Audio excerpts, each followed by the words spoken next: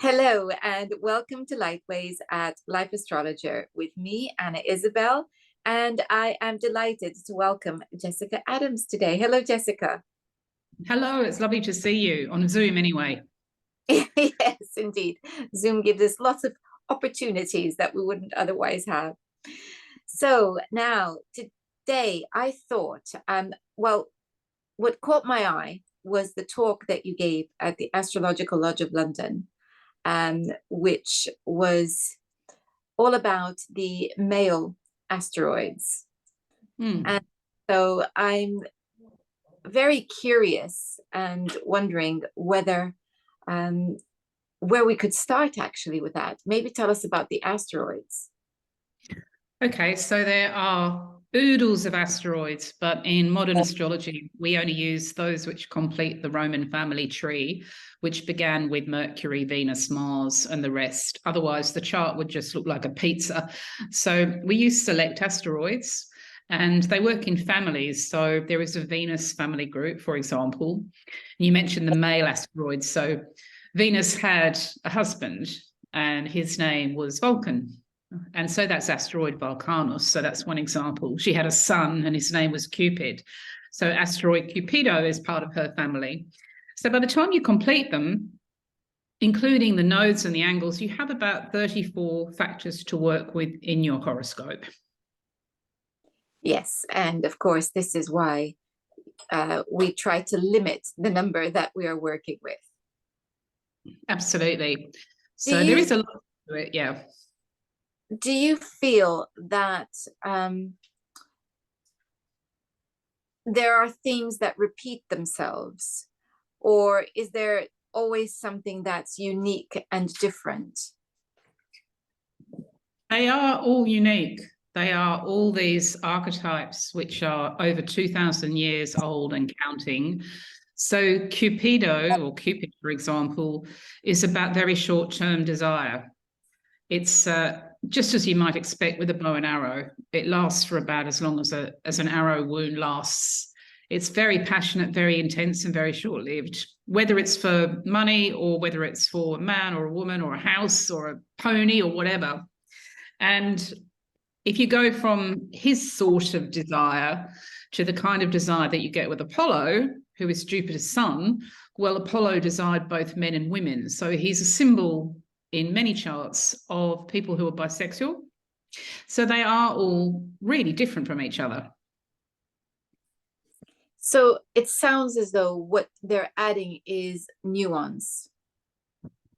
Completely right. When you work with an expanded vocabulary of archetypes and meanings, your astrological dictionary also expands, and you can cover subtlety that's not there normally in a chart. And you can also answer more specific questions, some of which don't always fit the standard astrological mold. Do you have a favorite to work with? I go through phases with the asteroids. At the moment, I'm having a Diana phase. Diana is moving through Cancer, and Diana will go into Leo. And I've been chatting a bit about Diana to people and on my website, and she keeps appearing. So every time we see a woman with a dog, particularly a greyhound, you know that Diana's in the room. And I'm seeing a lot of women look towards their marriages wanting to be more independent of them. And I'm also seeing women go their own way with other women. That's happening as well. So I don't really have a favorite, but I do enjoy spotting them when they come round. So coming back to the different families of asteroids, is there a particular family that stands out for you? With relationships, it's always the Venus family. So in 20th century astrology, before we got the software to tell us about these asteroids, we were pretty much stuck with Venus as a symbol of female beauty and vanity and jealousy and complication, but we didn't really have the full picture. So when you begin to work with her husband, Vulcan, as well as Mars, her lover, and her son Cupid, and her daughter-in-law Psyche, you begin to get a much more rounded view of Venus and the function of Venus in the astrological chart. And it's also quite handy if you're working with people who have trouble with their mother-in-law. The number of times I've seen Venus turn up in a chart with Psyche and Cupid when there's a triangular situation between mother-in-law, daughter-in-law, and son is quite incredible. So the synchronicity of the asteroids is quite powerful. Listening to you, what I'm thinking is that for many of the stories of the gods, as we have them, with the original planets only, we have one or two stories that are attached to them. We have a body of, I guess, collected or cumulative wisdom that's evolved over centuries. But we don't have a full picture of the individual gods or goddesses. So it can feel, well, it's archetypal, yes, but it can feel very two-dimensional and not so full. And I think for me, looking at the asteroids, what they are doing is they are informing that archetypal image and taking it from more of from the two-dimensional part to a fuller, maybe more of a 360-degree perspective. It helps to fill out. So, and I think that's useful because so often I hear, people complain that, women are more than the moon and Venus. Well, yes, of course, that's why we've got everything represented in the chart. It's because, yeah, we are more than that. And equally, men are more than Mars or the sun. And so they've got other things in the chart. But what this does, I think, is elaborate on perhaps female psyche or male psyche as well, because it's adding detail and nuance that was not there. And in particular, with specifically as we're talking about Venus, it's seeing her in relationship with others and seeing her behavior towards others that gives us more of an idea of how she operates.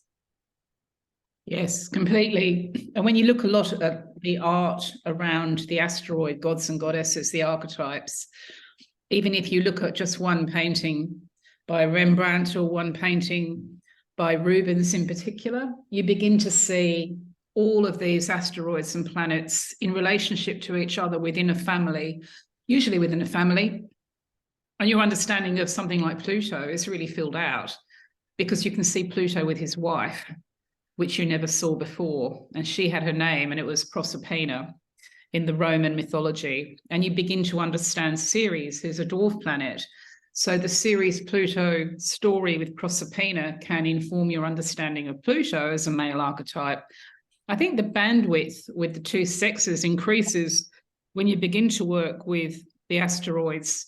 You begin to see that there is a feminine side to Apollo in the chart. If you're looking at the chart for a man, and if you're beginning to discover Diana in a woman's chart, you're beginning to see the masculine side of a woman because she was, of course, a hunter. She was an alpha female. So these traditional ideas about what's male or female do come through the asteroids too. So give us an idea. You've mentioned Diana at the moment. What else is going on up there at the moment? What stands out? It's a good question. Often when there's a transit going on, people are talking about the transit and they don't realize that there's an asteroid in there too. So if you're looking at something like Pluto in Capricorn at the moment, you're looking at the very tail end of this rebalancing power at the top, whether it's the top of politics or corporate life. But you're also looking at Diana coming the other way in Cancer. So there is this war being fought out in the heavens between tremendous independence at home with the family, a tremendous need for freedom, because Diana actually begged to be released from motherhood and from marriage and got it. And then you've got coming the other way, this dominating corporate and government influence that seeks to control, which Diana is kicking back against. So we're seeing this played out on the world stage. We're seeing it played out amongst the people that we know and in many of our own lives. And it seems to be exacerbated for people who have Capricorn and or Cancer placements in their natal chart. So they're seeing this tremendous cosmic war going on. And in this kind of astrology, we don't distinguish between the power of Pluto or the power of Diana. They're both really powerful archetypes. On a kind of literal level, we've just seen the passing of Muhammad al-Fayed. So we've actually seen Princess Diana come into prominence just as we're seeing these oppositions between Diana and Pluto circulate. So that's a really good example of how striking the asteroids can be, I suppose. That's a very interesting point, because for many people, Diana does represent exactly that polarity between the control Capricorn scenario that you are describing with Pluto being in Capricorn and the softer desire for a more personal approach, if I can put it like that, combined with independence that comes with Cancer. So it's very that you should mention that, because for many people, she epitomizes exactly that polarity. And I guess, you know,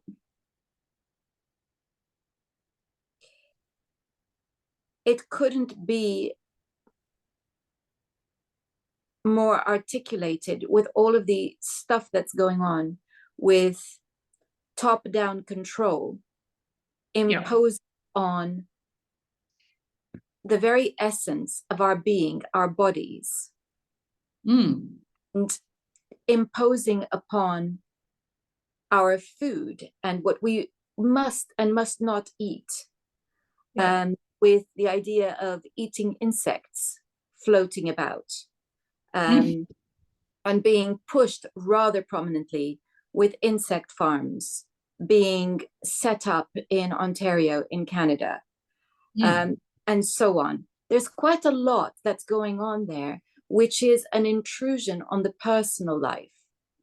And so it's a very interesting dichotomy there between Pluto and Diana that you are describing. So we don't need to go into the rights or wrongs. It's a fact. It's happening. We don't need to say, you know, one side is right, the other side is wrong, or it's just as it is. This is the split that's happening. Diana is also, I guess, one of the goddesses that's linked with the moon. And so, you know, she's a lunar deity.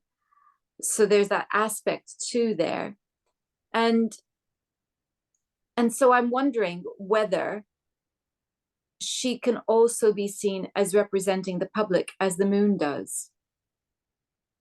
She strikes a chord with the general public because she is the very symbol of female independence. And you always do see her with the crescent new moon on her head. She's also always sculpted or painted with one foot off the ground, as if she's ready to run. So she begged her father Jupiter to release her from marriage and motherhood because her own mother had such a painful birth with her.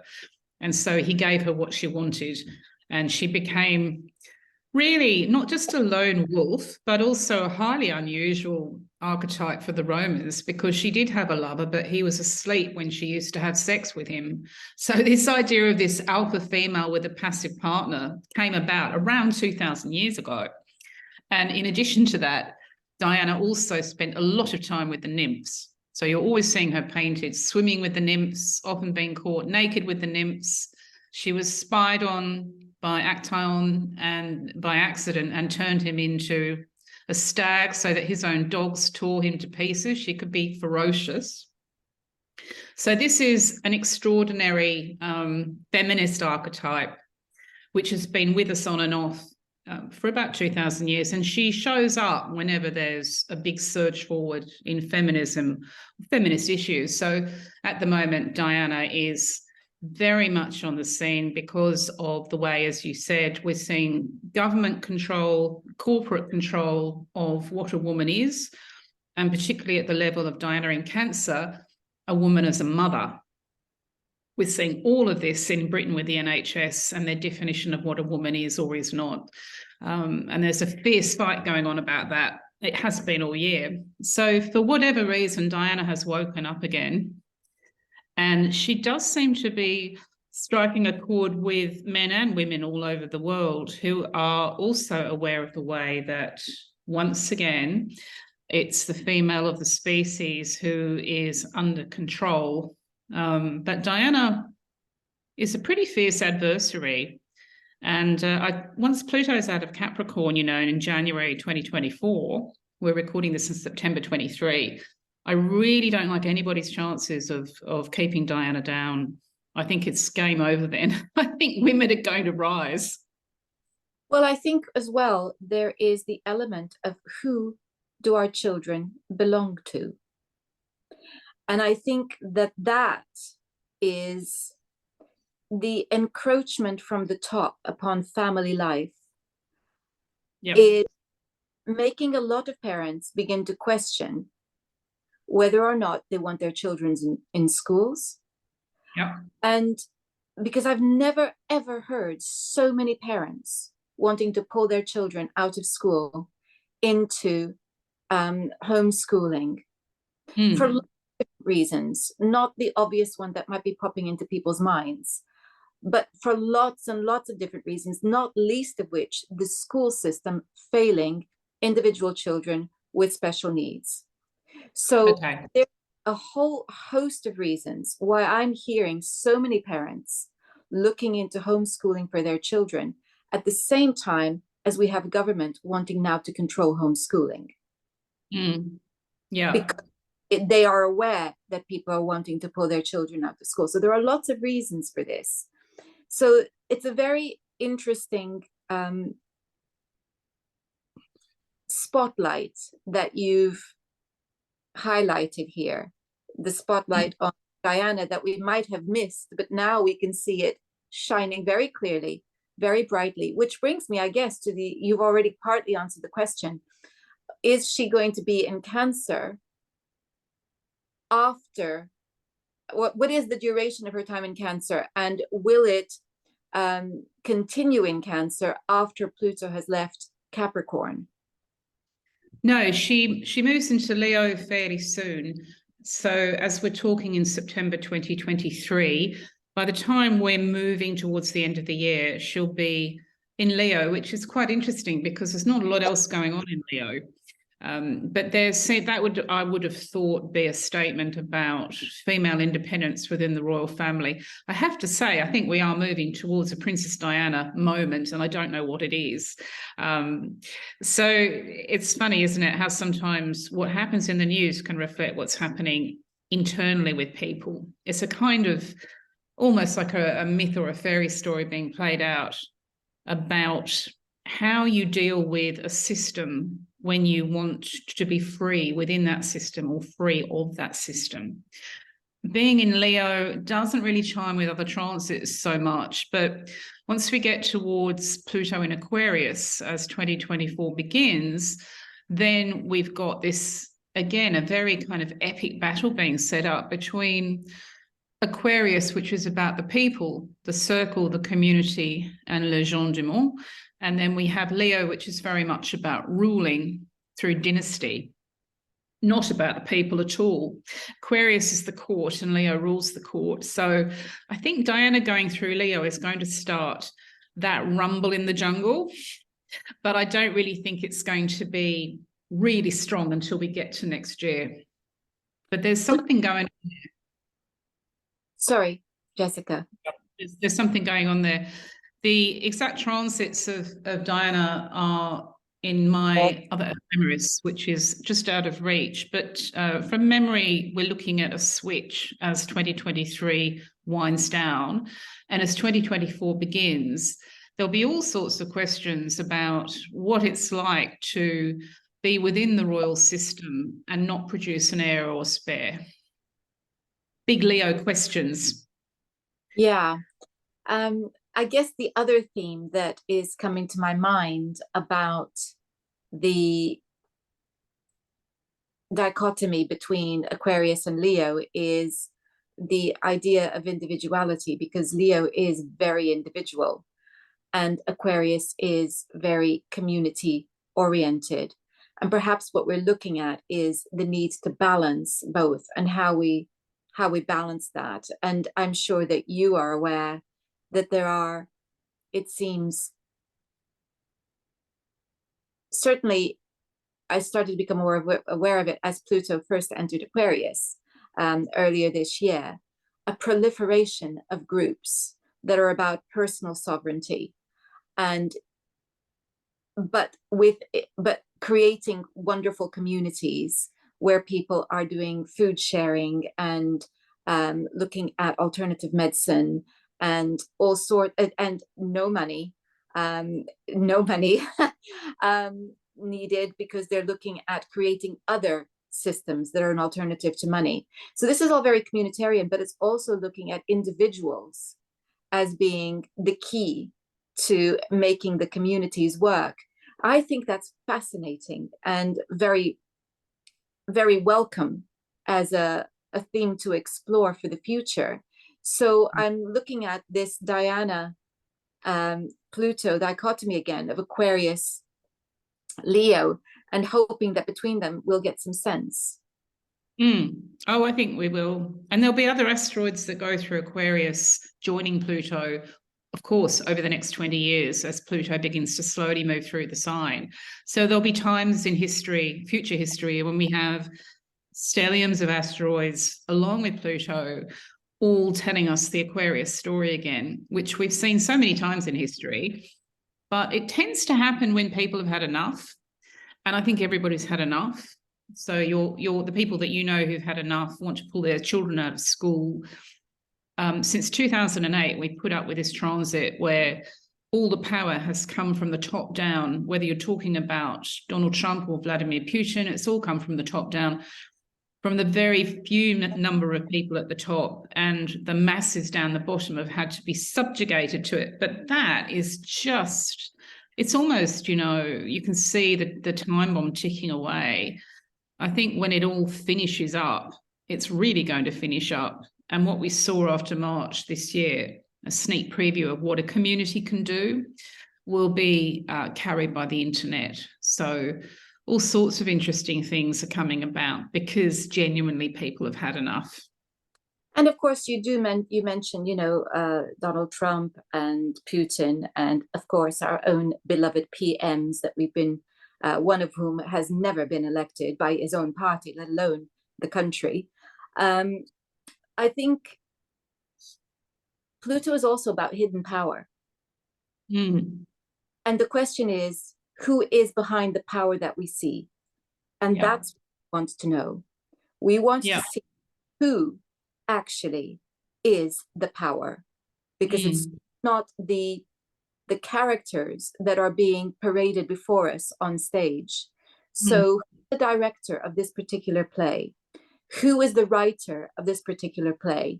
And many people are aware that there are certain books that have been written and holding a great deal of influence over our governments. And it's just a question of when this is going to become common knowledge, and when the public are going to suddenly become aware that those they believed were the power are merely players. Yes, very much so, because if you really want to run things. You'll disguise yourself every step of the way. The kind of Pluto power that you get in astrology and also in life is so unsubtle, and yet it is hidden, because apart from that brief moment when he came up to the earth to take Proserpina, he spent his entire life underground.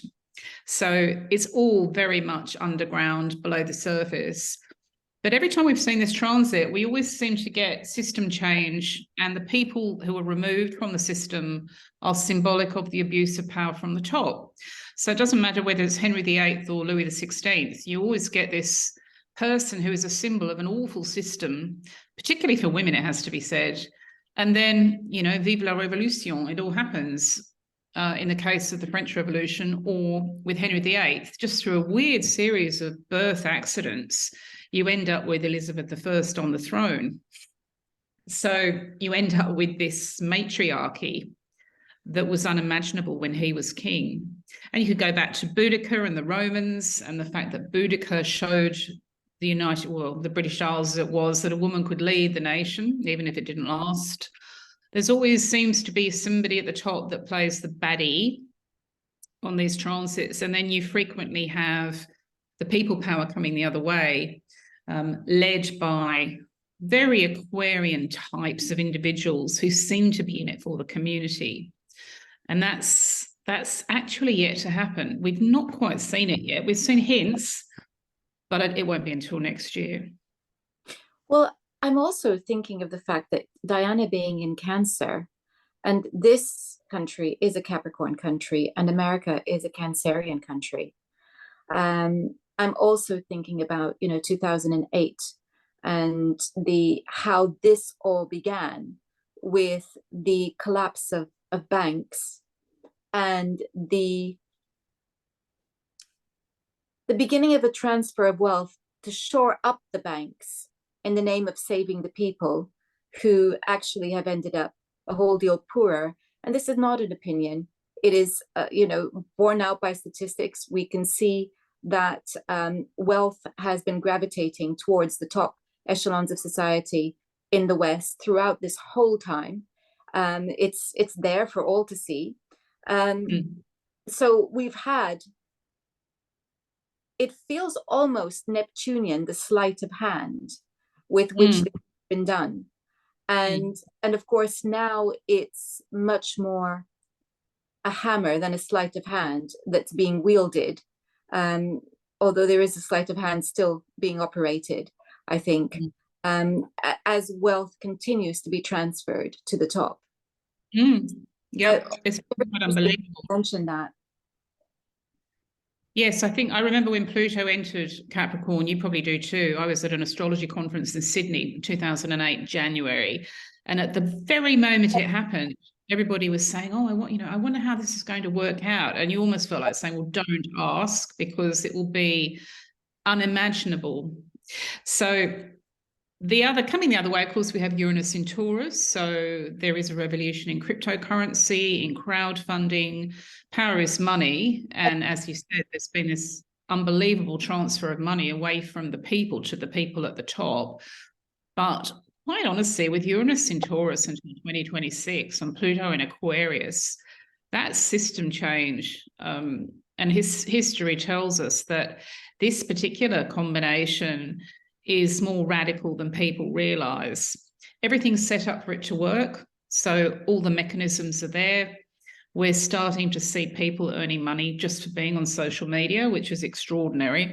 And we're also beginning to see the rise of things like the NFT industry. So money is no longer the money that the people at the top want it to be. It's become something else. So no wonder they're trying to stop it. But I think the generation born with the outer planets in Aquarius, as they slowly come of age and they move through their 20s, will lead it, because everything's there. All the tools are in place. The motivation's there to do it.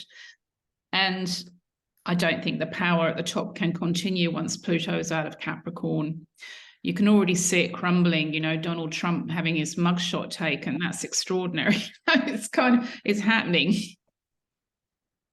Well, yes, although that in and of itself is extremely divisive and also very, very damaging.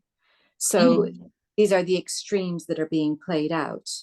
Mm. And I think we need to be very careful and be very balanced because of the division that is actually causing is tremendous. So there is that.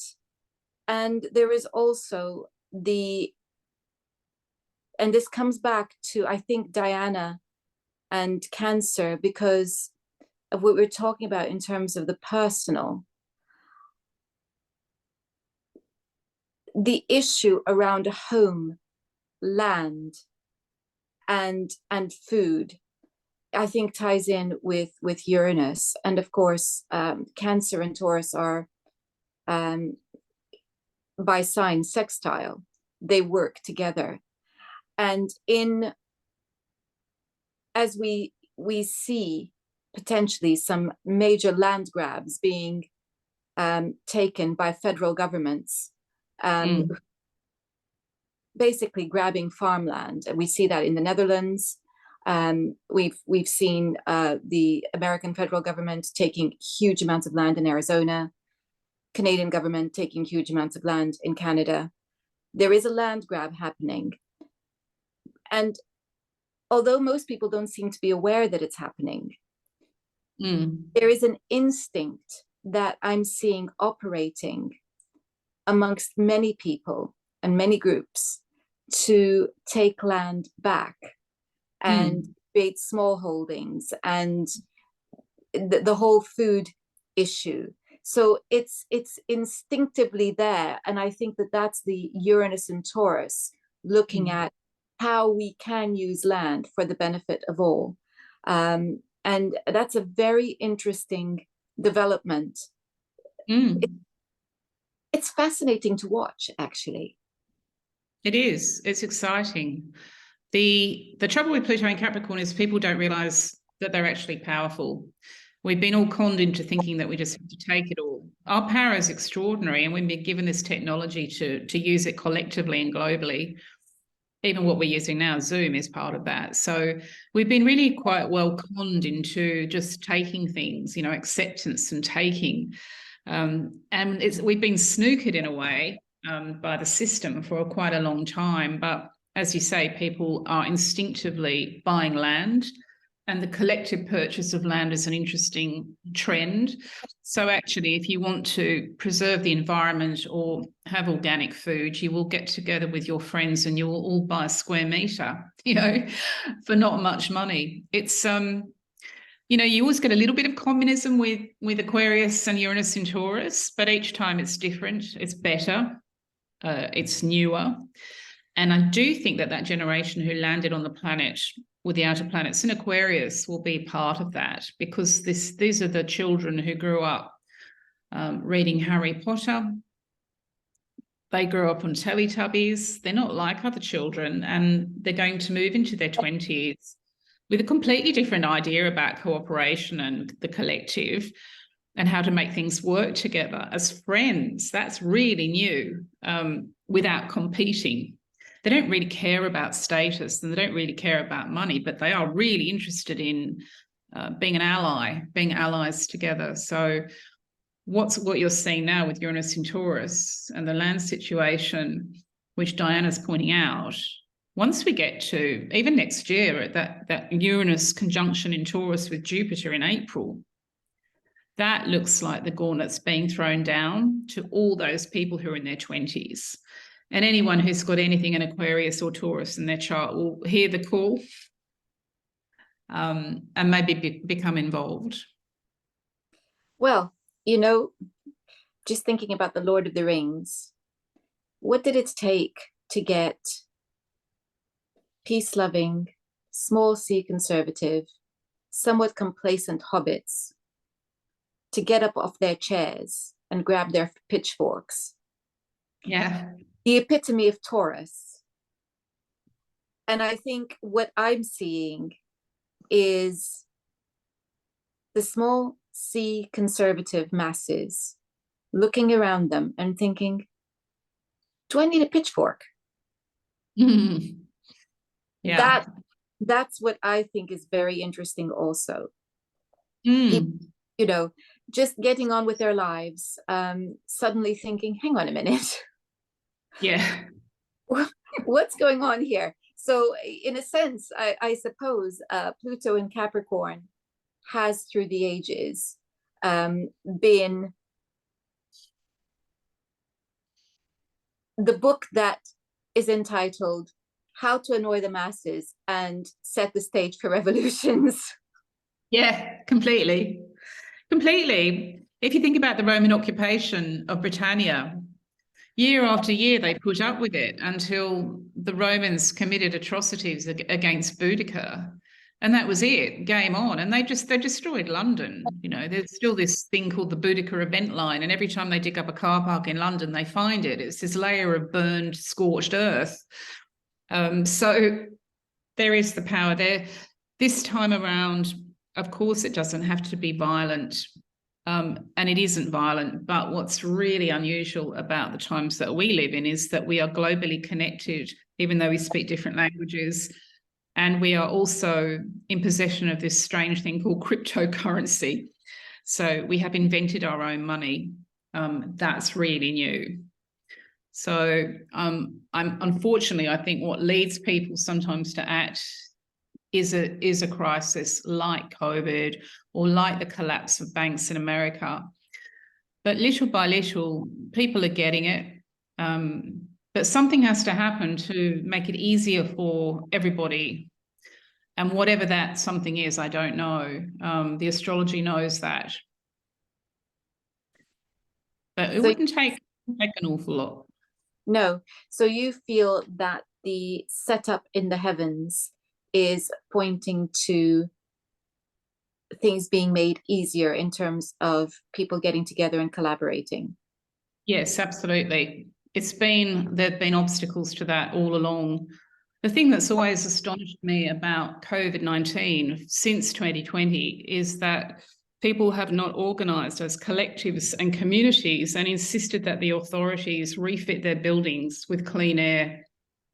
They haven't insisted upon that. They've accepted vaccines because they've not been given any alternative. There's been no collective demand for the authorities to do what works, which is actually partly to put air filtering into buildings.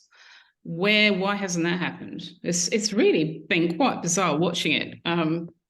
So yeah, I think that will be a turning point. People, Jill Biden's just been diagnosed with COVID today on the 5th of September. So how long does this go on for? How long does this go on for?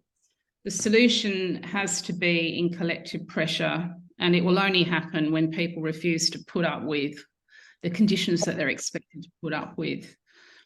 And nobody can do that except everybody collectively. What it takes to get us there, I really don't know, but I'll be really interested to find out. Well, we are going to find out in due course, I imagine. And so let's hope that it's not a cataclysmic event and that it's a light bulb moment that just seems to organically happen within many minds. And so it's good always to end on a hopeful note. Thank you, Jessica. Thank you so much. If people want to find out more about your work, what do they do? So my website is jessicaadams.com, and that's where you go. Okay, I'll be putting a link to your website in the description. Thank you so much for your time today. Namaste. Thank you all for watching. And next time, we're going to be calling down the gods. Until then, goodbye.